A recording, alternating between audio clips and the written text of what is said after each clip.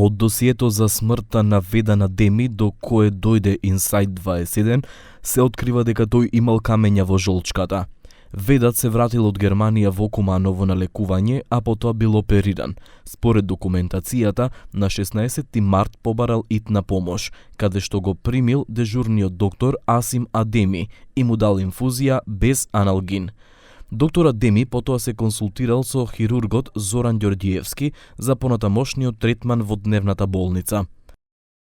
Доктор Зоран Ѓорѓиевски, без претходна информација дека пациентот е алергичен на аналгетици, дал инструкции да се додаде ампула аналгин во втората инфузија, како засилување на терапијата за болка. Тоа се докажува во дописот за примање на терапијата.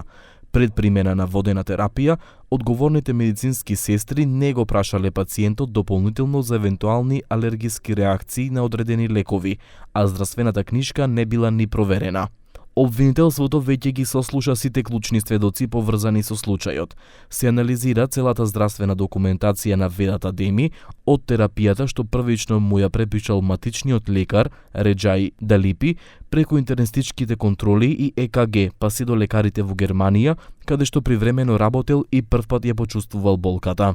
Многу пропусти констатирала специјалната комисија составена од 5 специјалисти од универзитетските клиники. По започнување на процесот на кардиопулмонална реанимација повикани се и одговорниот анестезиолог и интернист, а комисијата утврдила дека нема извештај за ЕКГ од дефибрилаторот.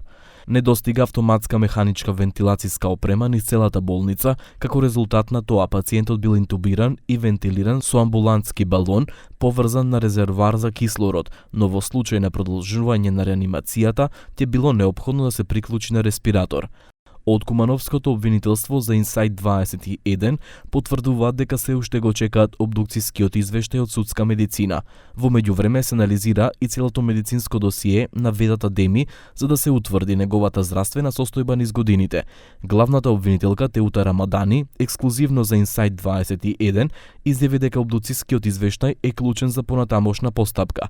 Откако ќе пристигне, ќе бидат преземени соодветни мерки против осомничените, рече таа. Kur kemi pasojë fatale, atëherë shkojmë me veprën më të rëndë, veprë e rëndë kundër shëndetësisë së njerëzve. Ajo është e neni 217, ku është i paraparë edhe burgim deri në 10 vjet.